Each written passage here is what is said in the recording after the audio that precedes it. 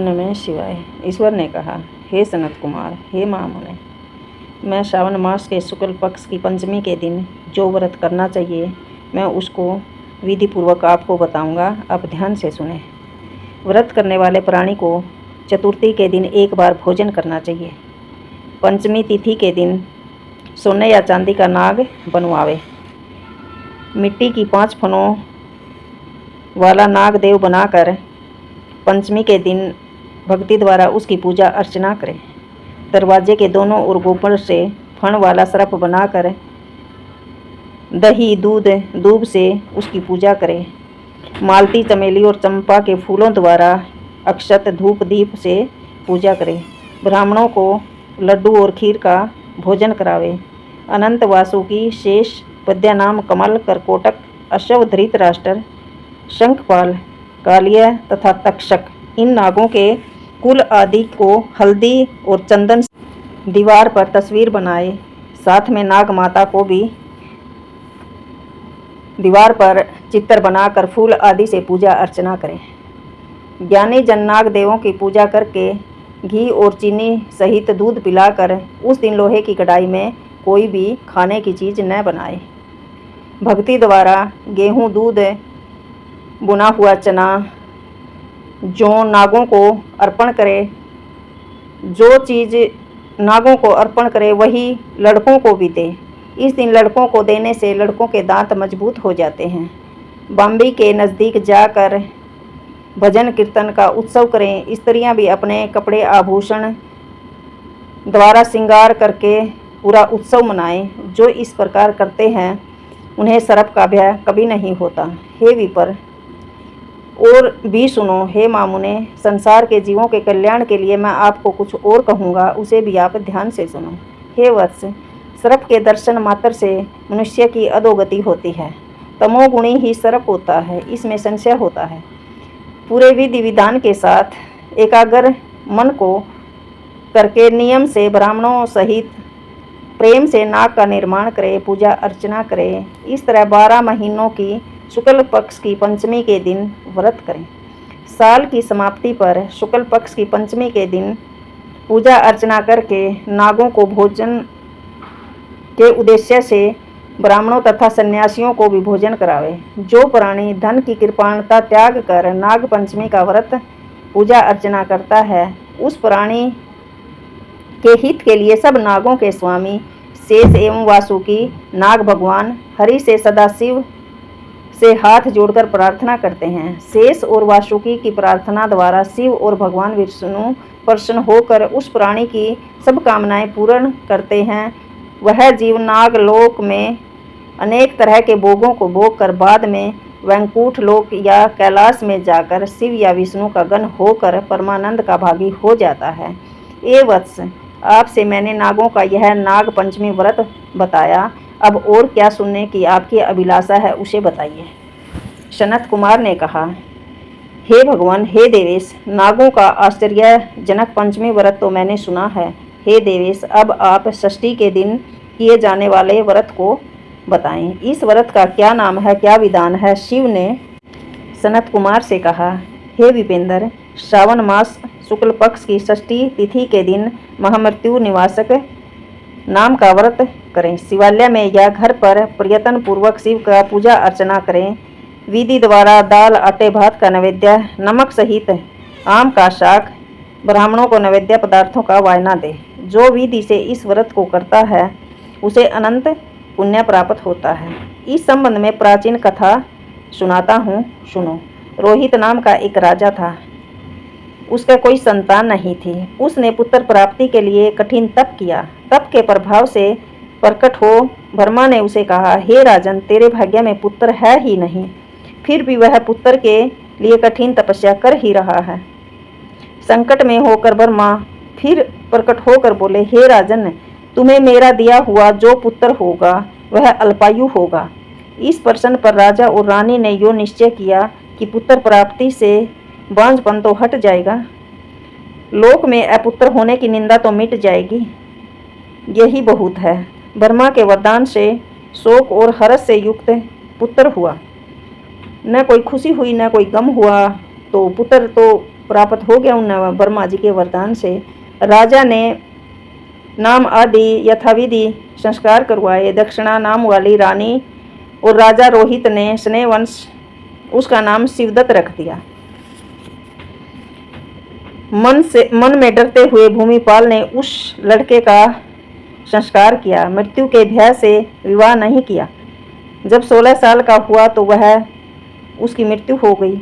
उस ब्रह्मचारी के मरण की याद से राजा चिंता में हो गया, क्योंकि जिस वंश में ब्रह्मचारी का मरण होता है उस वंश का अक्षय हो जाता है, उसकी दुर्गति हो जाती है। सनत कुमार जी ने शिव से कहा, हे देवों के देव, हे जगन्नाथ, क्या इसका कोई उपाय नहीं?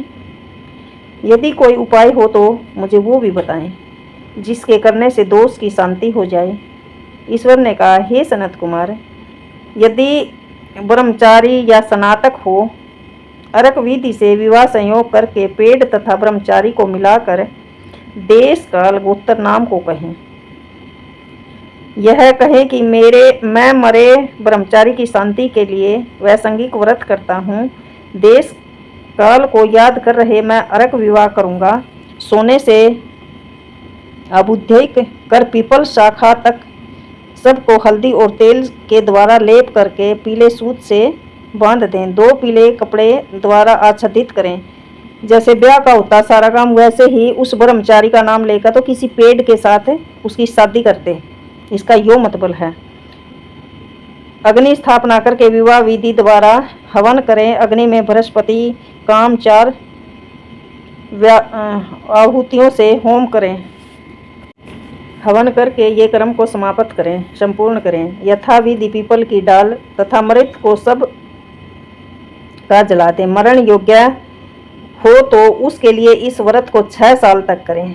ईश्वर ने सनत कुमार से कहा, हे विपेंद्र, राजा ने ब्राह्मणों से इस विधि का श्रवण कर अपने मन में विचार किया और अर्क विवाह मुझे उत्तम नहीं लगा। विवाह को मुख्य होना ही उचित है, जिससे मेरे मरे जीव के वास्ते कोई बालिका नहीं देता। मैं राजा हूँ, जो कोई इसको अपनी लड़की देगा उसे मैं रतन तथा बहुत सारा धन दूंगा। उसके नगर में एक ब्राह्मण रहता था। वह दूसरे देश गया हुआ था। उसकी पहली पत्नी मर गई थी तो उसकी एक लड़की थी। दूसरी विवाहिता ने दूसरी पत्नी ने वह बहुत दुष्ट थी। उसने राजा ने कहा, भाई मैं अपने लड़के का एक विधि विधान तय ब्याह करूंगा, शादी करूंगा, क्योंकि भाई वो 16 साल का था, उसकी उम्र होगी तो वो ब्रह्मचारी तो था ही। तो उसने कहा, भाई जो कोई अपनी लड़की दे देगा तो मैं उसने बहुत सारा धन दूंगा। तो एक ब्राह्मण था उस नगर में, तो वो विदेश जा रहा था। तो उसकी पहली पत्नी मर गई थी। उसकी एक लड़की थी, तो जो दूसरी विवाह उस पंडित की पंडिताइन थी, तो उसने उस राजा तक कह दिया, भाई मैं दे दूंगी अपनी इस बेटी ने। तो उसने लालच में आकर नवा बेटी दे दी। उसने 1 लाख रुपये लेकर 10 साल की उस बच्ची को दे दिया। राजा के लड़के के वास्ते दिया। तो उस बाला को लेकर वे सब नदी के किनारे शमशान में चले गए। वहां उस सब के साथ बाला का विवाह कर दिया। मनुष्य विधि पूर्वक सब के साथ संबंध कराकर जलाने को तैयार हुए। तब बाला ने कहा, आप क्या करते हो? बाला की ऐसी वाणी को सुनकर वे सब बहुत दुखी हुए और बोले, ये तेरा स्वामी है, इसकी देह को जला रहे हैं। यूँ सुनकर बाला स्वभाव से डरती हुई रोने लगी और कहने लगी, आप मेरे स्वामी को क्यों जलाते हो?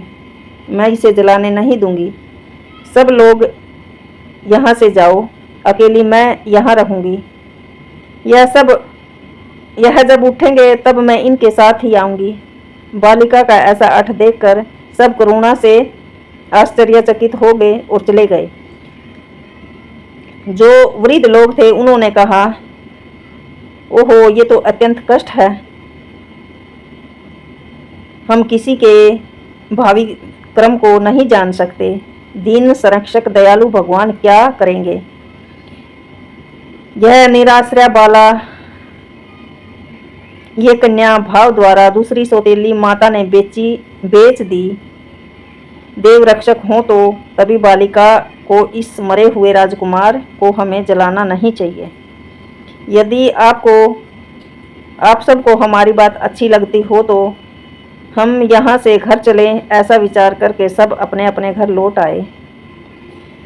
वह भ्यास से विह्वल डर कर अकेली बालिका शिव और पार्वती को याद करती हुई,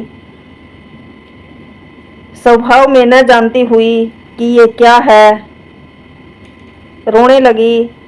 तो पार्वती और शंकर जी जल्दी सी वहां आए। शंकर पार्वती को देखकर उसने प्रणाम किया, पर ये देवता हैं ऐसा उसको ज्ञान हुआ। उनके आ जाने से वो बहुत खुश हुई और उनसे बोली, क्या मेरे स्वामी उठेंगे या नहीं। उसके बाल भाव तथा दया से